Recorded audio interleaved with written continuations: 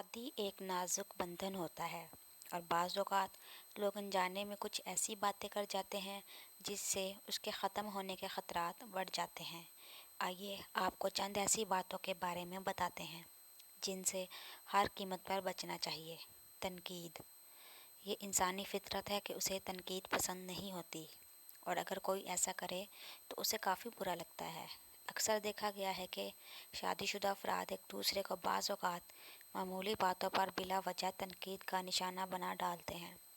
یہ تنقید کسی بھی صنف کی جانب سے کی جائے کافی برے نتائج لاتی ہے۔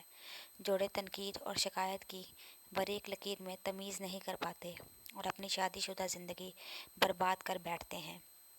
آپ کو چاہیے کہ اپنے جیون ساتھی کی تعریف کریں، اور اگر اس سے کوئی غلطی ہو جائے تو اسے تنقید کا نشانہ بنانے کی بجائے آرام سے سمجھائیں کہ یہ بات غلط ہے اور اسے اس طرح نہیں ہونا چاہیے۔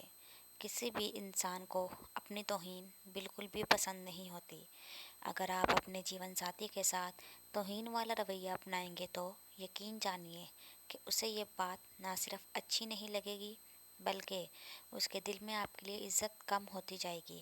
اگر آپ کے جیون ساتھی سے کچھ غلط ہو جائے تو اس انداز میں بات کیجیے کہ اسے محسوس نہ ہو کہ آپ اس کی توہین کر رہے ہیں۔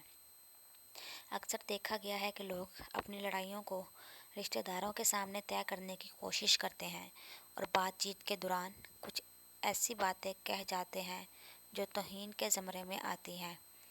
توجہ سے نہ سننا۔ اگر آپ کی کوئی بات نہ سنے تو یقیناً آپ کو برا لگتا ہے۔ اسی طرح اگر آپ اپنے جیون ساتھی کی بات نہیں سنیں گے تو اسے بھی یہ بات بہت بری لگے گی۔